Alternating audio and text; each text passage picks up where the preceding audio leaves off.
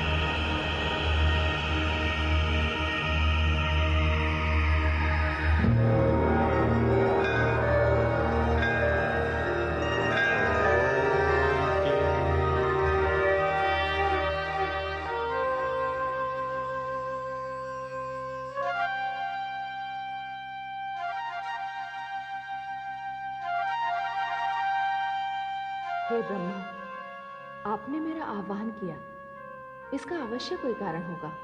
हे आदिशक्ति, मैं बड़ी उलझन में हूं।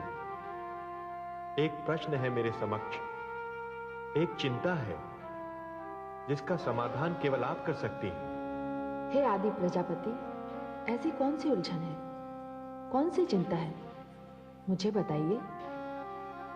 हे मां शक्ति, मुझे मानव की रचना करनी है, किंतु मेरी चिंता यह है कि उसके लिए कोई उचित स्थान चाहिए। प्रश्न यह है कि मानव रहेगा कहां? हे ब्रह्मा, आपकी इस चिंता का समाधान तो मैंने कर दिया। जब आपने समाधान कर दिया है तो कृपया मुझे भी बता दीजिए। आपकी चिंता यही है ना कि मानव रहेगा कहां? तो मानव लोक के निर्माता भगवान विष्णु के कानों में जन्म ले चुका है। हे मां शक्ति, तो क्या मानव लोक भगवान विष्णु के कानों से उत्पन्न होगा? हाँ आदि प्रजापति। हे आदि शक्ति, ये कैसा रहस्य है, ये कैसी पहेली है? हाँ, ये विचित्र रहस्य है, किंतु इसे जानने का अभी समय नहीं आया है। आपको अभी प्रतीक्षा करनी होगी। प्रतीक्षा?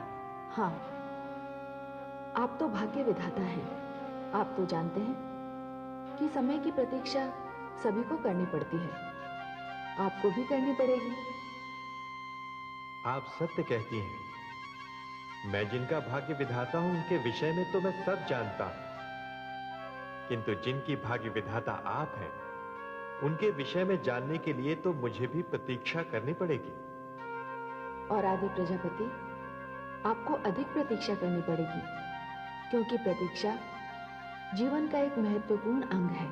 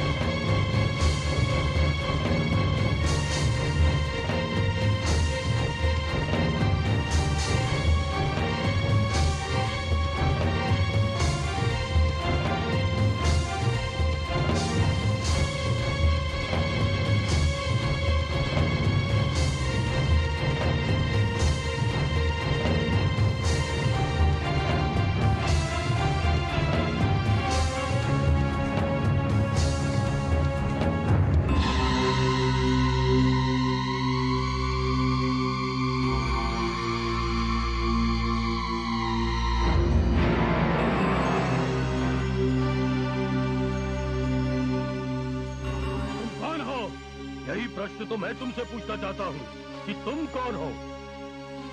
मैं तो जानता ही नहीं मैं कौन हूँ। जानता तो मैं भी नहीं कि मैं कौन हूँ। पर तुम रहते कहाँ हो? वहाँ।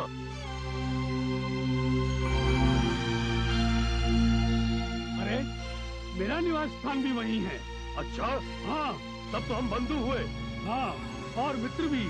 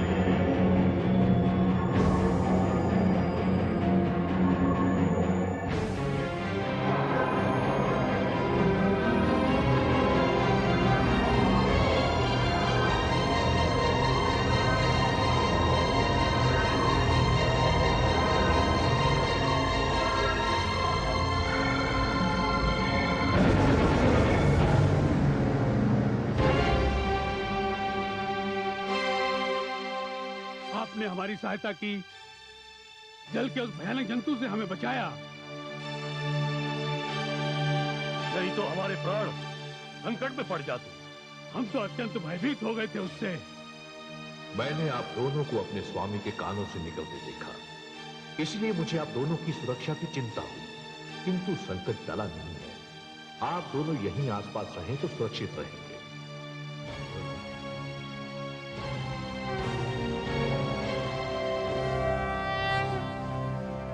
ये जो बड़ी गहरी निद्रा में सो रहे हैं, ये कौन है? यही तो है मेरे स्वामी श्री हरि भगवान विष्णु। और ये गहरी निद्रा में नहीं, योग निद्रा में है। मेरे स्वामी भगवान विष्णु तो दिन रात मां शक्ति के बीज मंत्र का जाप करते रहते हैं। ओम ह्रीं, ओम क्लीं।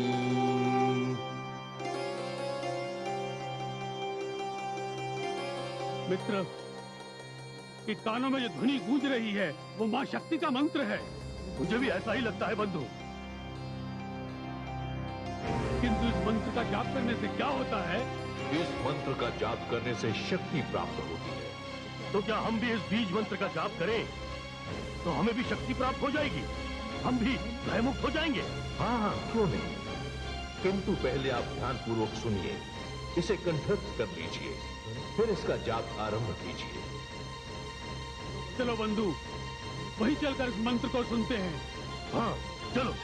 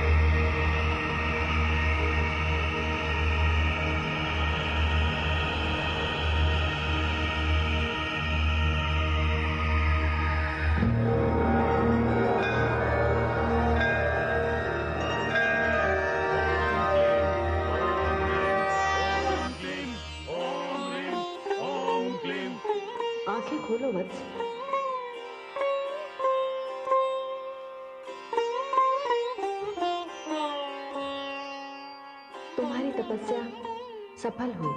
हे मां शक्ति, उठो वत्स।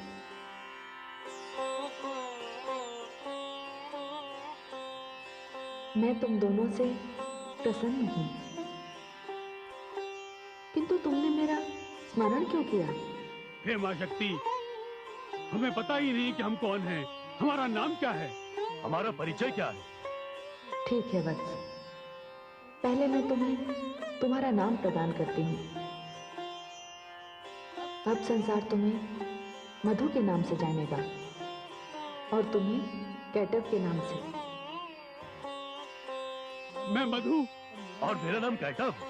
अब बताओ, क्यों किया तुम दोनों ने मेरा आवाहन? हे मां शक्ति, हम बहुत भयभीत रहते हैं, डरते हैं, बाहर नहीं निकल सकते। बाहर निकलते हैं तो जल के भयानक जीव जंतु हमें खाने को दौड़ते हैं। हमारे पास शक्ति नहीं है उनसे लड़ने की। मां, हम दुर्बल हैं, जिनके पास शक्ति नहीं होती उन्हें सभी डराते हैं, वो अपनी रक्षा नहीं कर सकते। बड़ा दुर्भाग्यपूर्ण होता है उनका जीवन। हे मां, हमारी भी यही दशा है। फिर तुम चाहते क्या हो वत्स? हे मां, हमें शक्ति दो, हमें भय से मुक्त कर दो। तथास्तु। हमें ना कोई परास्त कर सके, ना कोई मार सके। तथास्तु। हे मां, हमें हर प्रकार के भय से मुक्त करके हमें इच्छा मृत्यु का वरदान दो। जाओ, मैं तुम्हें वर देती हूँ शक्ति का। तुम इतने शक्तिशाली हो जाओ कि तुम्हें कोई परास्त नहीं कर सके, कोई मार ना सके। मैं तुम्हें इच्छा मृत्यु का वरदान देती हूँ। हे मां, आपने जो कहा वो हो जाएगा। हाँ वत्स, तुम्हारी हर मनोकामना पूरी होगी। वत्स, तुमने मुझे बुलाया, मैं मां हूं। पुत्र जब बुलाते हैं तो मां आ जाती है।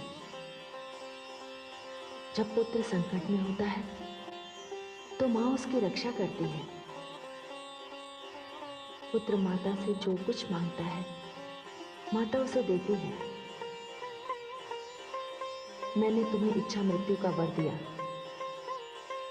तुम्हें अपार शक्ति दी है, किंतु ध्यान रहे, शक्ति के साथ साथ संयम का होना भी आवश्यक है। मैंने तुम्हें शक्ति इसलिए दी है कि तुम अपनी रक्षा कर सको। दूसरों को कष्ट देने के लिए अपनी शक्ति का प्रयोग कभी मत करना।